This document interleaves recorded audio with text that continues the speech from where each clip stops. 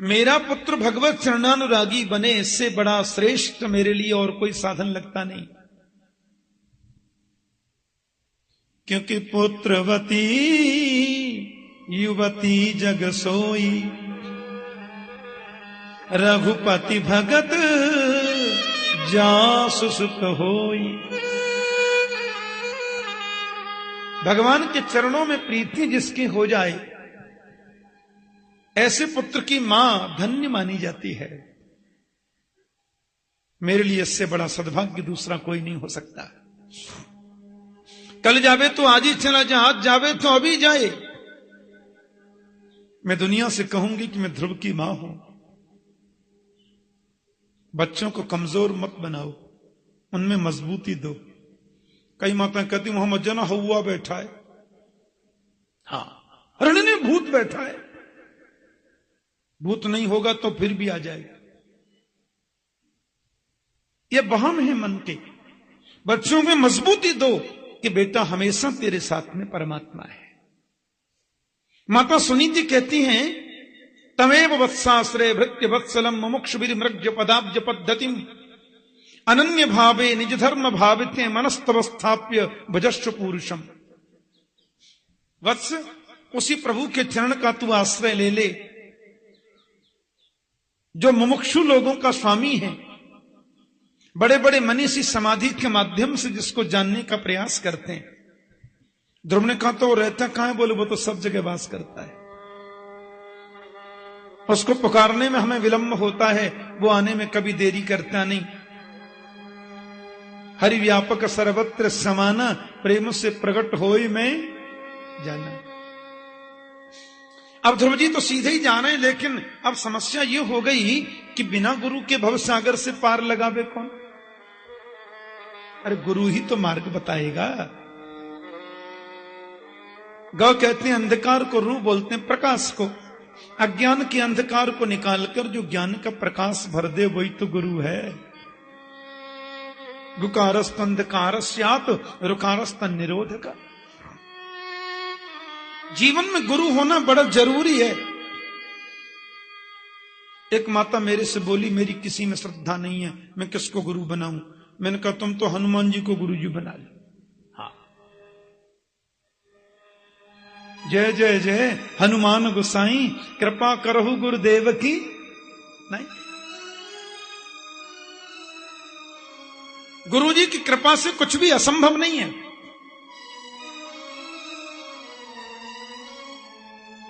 और नहीं भटकना है कहीं भी तो वसुदेव सुतम देवम कंस चांडूरमर्दनम देवकी परमानंदम कृष्णं वंदे जगद्गुरु। मेरे कन्हैया को गुरु जी बना लो। हाँ? कोई अच्छा संत विद्वान मिले तो उनको गुरु बना लो।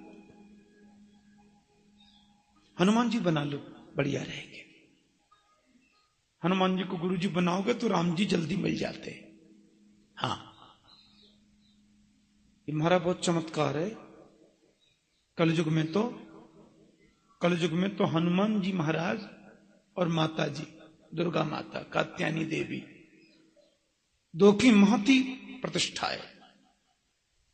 वो क्या है कि सेठ जी थे बेचारे, बचपन में बड़ा चंचल मन होता है और जब वृद्धावस्था आती है तो बच्चों जैसा स्वभाव होने लग जाता है। बुजुर्गों के मन में मेला देखने की इच्छा ज्यादा होती है। सेठानी जी बोली जंगल का जो मंदिर है उसमें वार्षिक उत्सव हो रहा है, बहुत बड़ा मेला लग रहा है, हम लोग भी चलें तो कैसा रहे? सेठ जी बोले चलो, तुमको भी कम दिखता है, हमको भी कम दिखता है। अजी थोड़ा आप मुझे दिखाते रहना, थोड़ा मैं आपको दिखाती रहूंगी। अब चलना तो है ही। दोनों चले गए, बड़े प्रेमी थे। हाँ,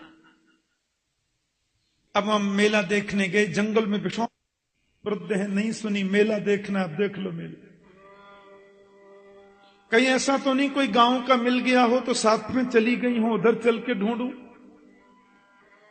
बाबूजी आए लौट करके तो मंदिर पड़ता था राम जी का रास्ते में। पुजारी जी ने कहा बाबूजी क्या बात है, क्या हुआ? महाराज जी के बताऊं, थारी माता जी खो गई। माता जी?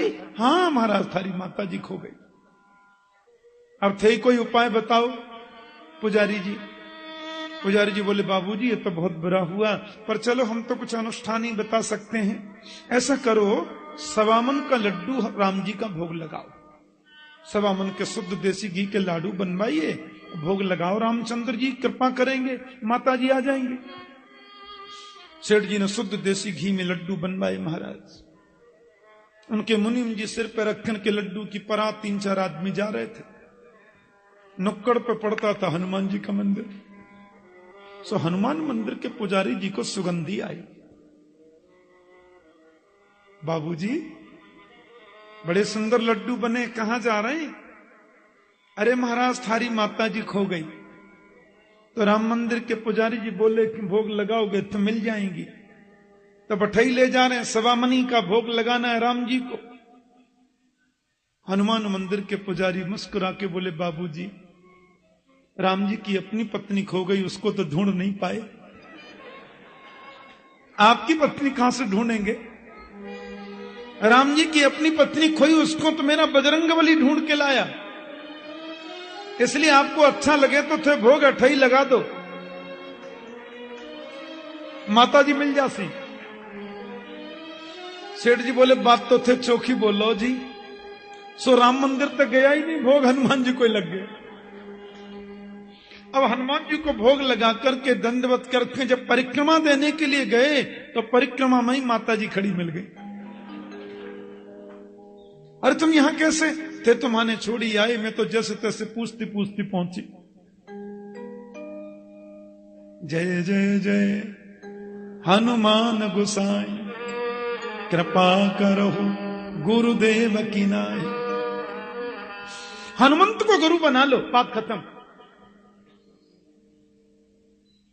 हाँ, और यदि कोई अच्छा विद्वान कोई संत मिले तो गुरु बनाओ, लेकिन गुरु बनाने के बाद में कभी निंदा मत करना। गुरु का मतलब क्या है, मैं थोड़ा संक्षिप्त में और आपसे कह दूं। जैसे पुत्री जन्म लेती है और बड़ी हो जाने पर उस पुत्री का कन्यादान कर देते हैं, करते हैं कन्यादान। ऐसे गुरु रूपी जो पिता है वो शिष्य रूपी पुत्र या पुत्री का कन्यादान परमात्मा रूपी पति के हाथ में कर देता है। जीव की बाह पकड़ करके परमात्मा से जो जोड़ देवे वही गुरु है। भगवान से जो संबंध जोड़ दे जीव का वही सदगुरु है। नारद जी महाराज पधारे और नारद जी ने मन में सोचा कि अब मुझे ये काम तो करना ही है, क्योंकि नारद जी के मन में तो एक ही उद्देश्य रहता है, कैसे जीवों को प्रभु के चरणों में लगाया जाए, जीव कैसे गोविंद के चरणों के अनुरागी बने। लेकिन वो प्रयास यही करते हैं जैसे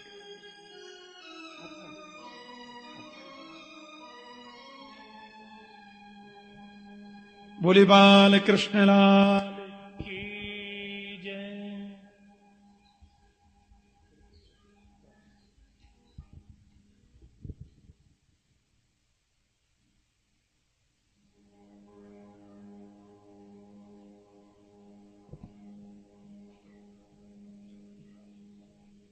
आनंद की अनुभूति हुई संत नारद के अंतर मन में। जो ज्ञान प्रदान करे वो नारद है,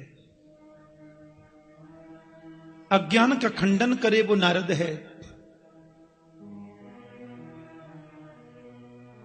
ऐसी उपासना पद्धति है। लेकिन नारद जी को लगा किस वजह की मुझे परीक्षा तो लेनी चाहिए, और सब विधित प्रकार से परीक्षा में ध्रुव जी पास हो गए। ध्रुव जी पास हो गए। नारद जी बोले तुम जा रहे हो वन में प्रभु को प्राप्त करने के लिए, एक बात बताओ, कोई गुरु बनाए? बोले आपसे श्रेष्ठ गुरु कौन होंगे, आप ही मुझे शिष्य स्वीकारें। नारद जी ने कहा ठीक है, लेकिन इतिहास पुराणादि वेद शास्त्र विधि बिना केवल हेतुकी भक्ति उत्पातारैव कल्पते। इतिहास, पुराण, वेद, शास्त्र की विधि के बिना जो मनमुखी भक्ति हम करते हैं उससे केवल उत्पात खड़े होते हैं, परमात्मा प्राप्ति नहीं होती। इसलिए हमारा कर्तव्य बनता है कि संतों के चरणों में बैठकर के उपासना की पद्धति को जाने, और वो सद्गुरु की कृपा से संभव है। भगवान का उत्थापन कैसे करना है, माला की पद्धति क्या है, प्रणाम किस विधि से करना चाहिए, विश्वास किस प्रकार से प्रभु में जागृत हो, यह सद्गुरु ही तो बताएगा, क्योंकि वो तो धर्म पिता होता है। नारद जी कहते हैं बेटा, वृंदावन की बगल में एक बड़ी पवित्र जगह है मधुबन।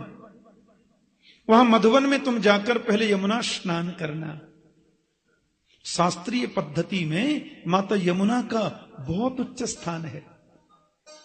हाँ, यमुना जी पटरानी है गोविंद की, परमात्मा की पटरानी है यमुना। यमुना स्नान करना, यमुना आचमन करना, और आचमन करने के बाद में गोविंद मिलन की आकांक्षा को लेकर के इस द्वादशाक्षर मंत्र का जाप करना। ओम नमो भगवते वासुदेवाय।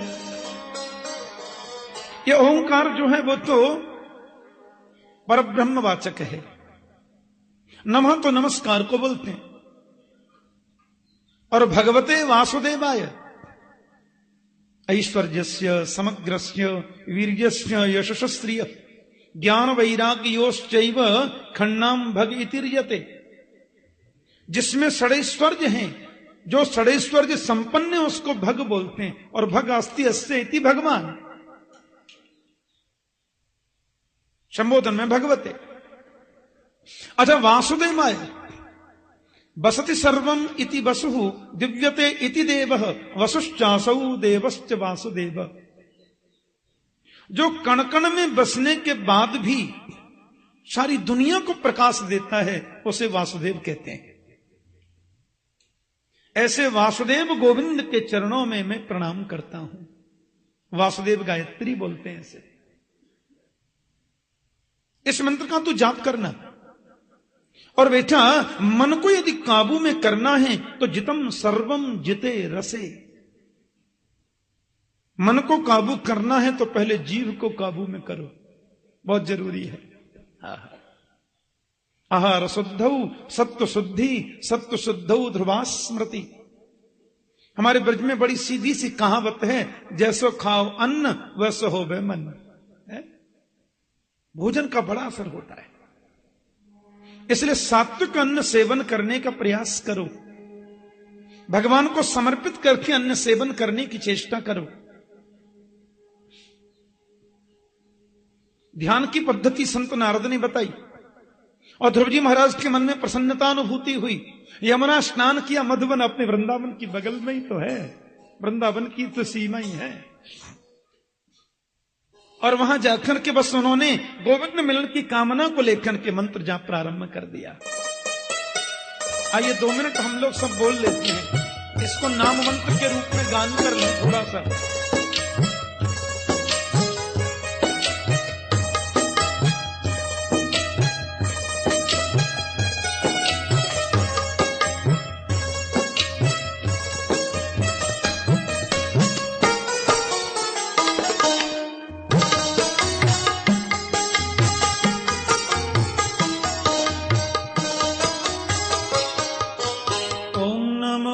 भगवते वासुदेवाय।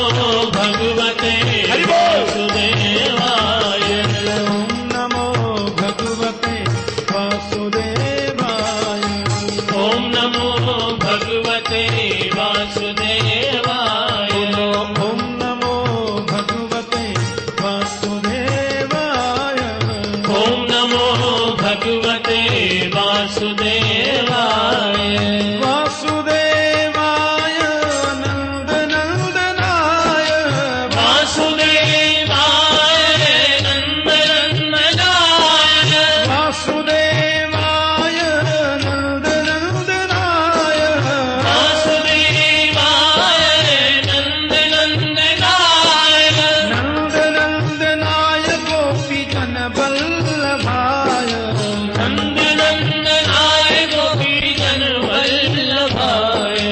ओम नमो भगवते वासुदेवाय ओम नमो भगवते वासुदेवाय।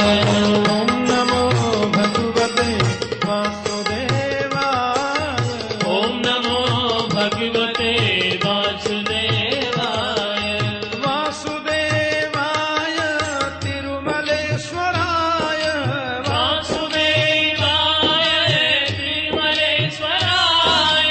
वासुदेवाय प्रभु तिरुमलेश्वराय वासुदेवाय तिरुमलेश्वराय।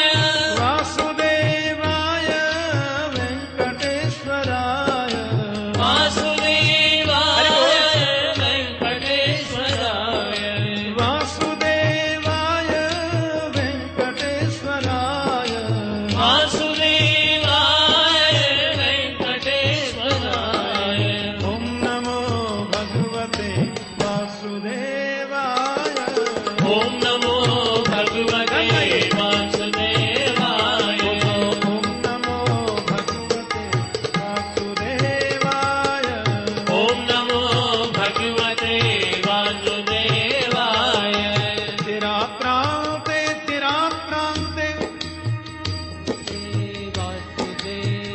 प्रभु जी के भजन के 3 दिन पूरे हो गए।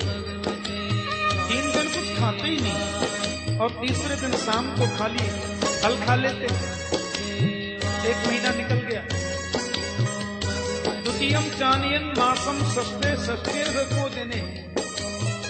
दूसरा महीना चला तो 6 दिन तक कुछ खाते नहीं और 6वें दिन शाम को पत्ते खा लेते, फल खाना भी बंद। तीसरा महीना चल रहा है भजन का। तृतीयम चानियन मासम 9वें हनी। 9 दिन तक कुछ खाते नहीं, 9वें दिन खाली पानी पी लेते, पत्ते खाना भी बंद।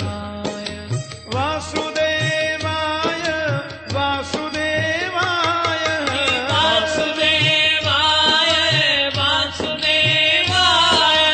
वासुदेवाय वासुदेवाय वासुदेवाय वासुदेवाय।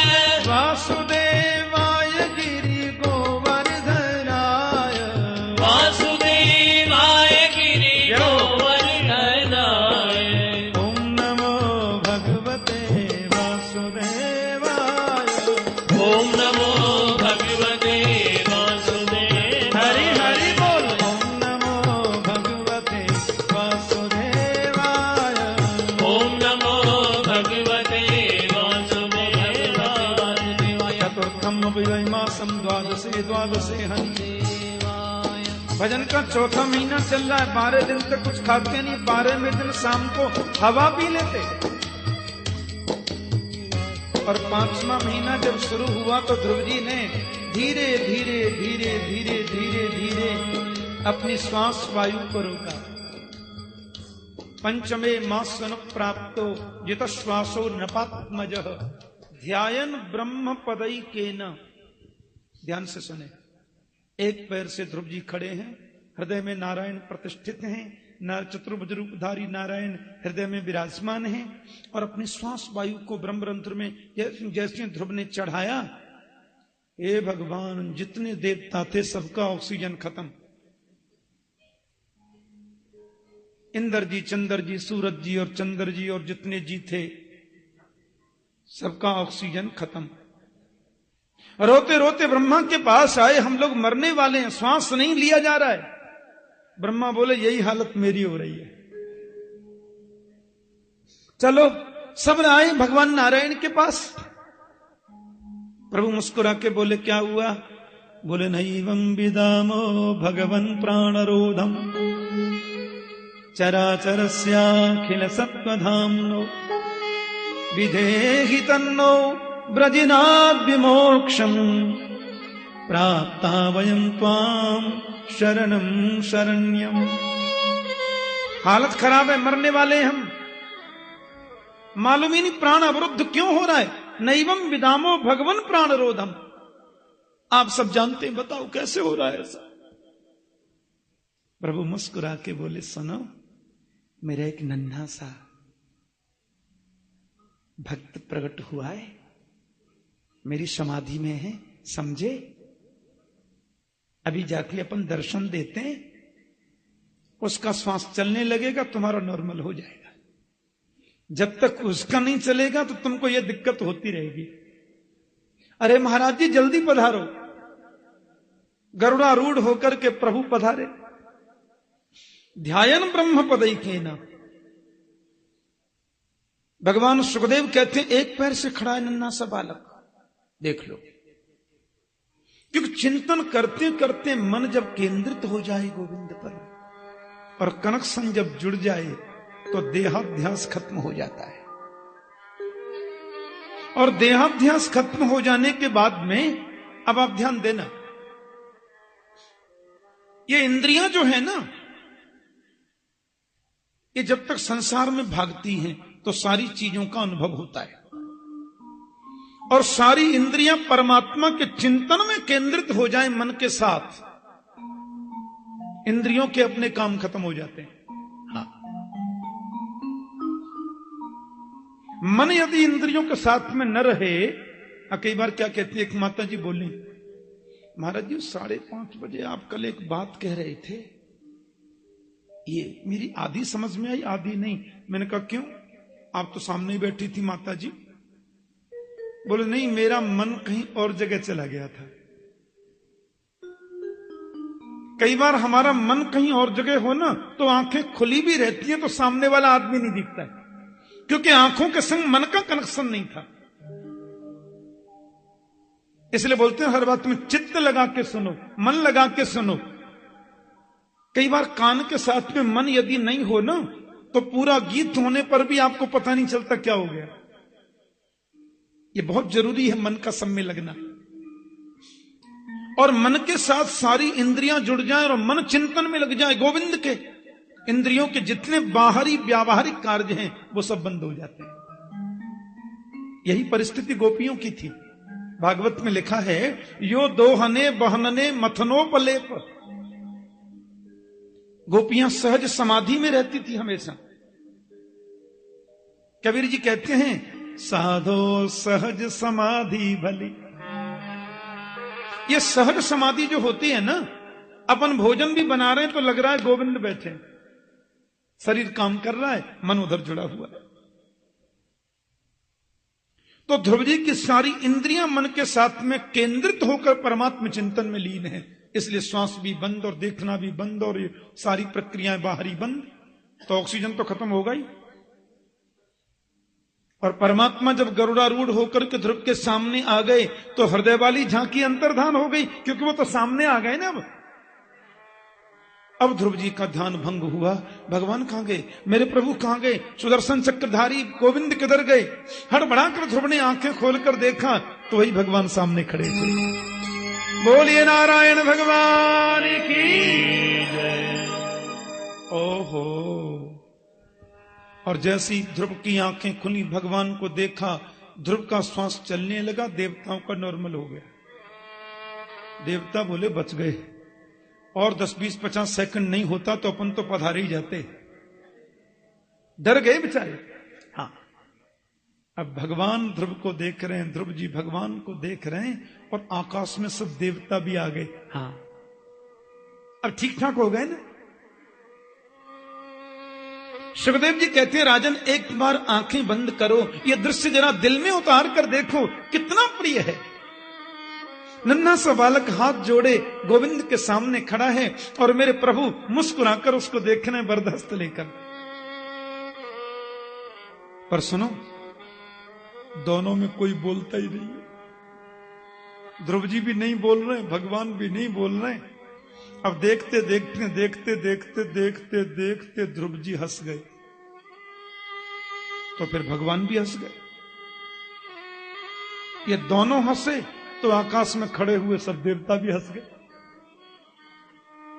इन तीनों को हंसता देखा तो सुखदेव स्वामी भी हंस गए जो कथा सुना रहे थे। सुनो, उनको हंसते देखा तो फिर परीक्षित भी हंस गए, और ये हंसे तो फिर जितने संत बैठे थे खिलखिल करके सब हंस गए। क्योंकि कोई लेक्चर थोड़ी चल रहा था, वहां तो दर्शन हो रहा था सबको। कथा कोई लेक्चर नहीं है, ये तो अनुष्ठान है। हमें अनुभव हो कि ध्रुव के साथ हम भी खड़े और हम भी प्रभु को देख रहे हैं। हाँ, इसलिए वो भी हंस गए। और जब सब लोग मुस्कुराते रहे तो फिर परीक्षित ने धीरे से पूछा, गुरुजी भगवान क्यों हंसे? सुखदेव जी बोले, भगवान इसलिए हंसे कि देख लो इस भोले भंडारी को, हम 45 मिनट से खड़े हैं, ये कुछ बोलता ही नहीं है। और ध्रुव जी क्यों हंसे? ध्रुव जी इसलिए हंसे कि मुझे कुछ बोलना आता ही नहीं, तो बोल क्या? हमारे जैसे चतुर तो ध्रुव जी थे नहीं कि 5 पैसे के कपूर की आरती भी करें तो बोलें, सुख संपत्ति घर आवे। मांगने की लिस्ट और पीछे सफाई कितनी बढ़िया देते हैं। तेरा तुझको अर्पण, हे भगवान जी तिजोरी की ओर देखना नहीं, कोठी कुटला से हाथ लगाना नहीं, सब आपका ही है। ये चतुरता तो एक्स्ट्रा बुद्धि तो कलयुग में ही दे रखी है भगवान ने। अब मुझे कुछ आवे बोलना तो ना बोलूं। और देवता क्यों हंसे? बोले वो इसलिए हंस गए कि हमको ऐसा अवसर मिल जाए तो लिस्ट प्रस्तुत कर दें। तो देवताओं को भगवान के दर्शन का अवसर नहीं मिलता है। हाँ, ये तो प्रमोशन की लिस्ट भेजते ही रहते हैं, भगवान तक पहुंचती नहीं है। और सुखदेव जी क्यों हंसे? अरे गोविंद मिल गया तो फिर पाना क्या, कैसी बुद्धि है, इसलिए हंस गए। और परीक्षित क्यों हंसे? कि गुरुजी आपकी कृपा से मुझे गोविंद दर्शन दे रहे हैं, मैं देख रहा हूं सब। और वो संत क्यों हंसे? बोले परीक्षित तुम न होते तो इस महापुरुष के वाणी के द्वारा हमें परमात्मा दर्शन कैसे होता। सब खुश हो रहे हैं, लेकिन प्रभु की कृपा के बिना उनको जाना नहीं जा सकता। कोई बुद्धि के बल पर भगवान को जानना चाहे तो ब्रह्मा की बुद्धि फेल मार जाती है, समझ में नहीं आता क्या है।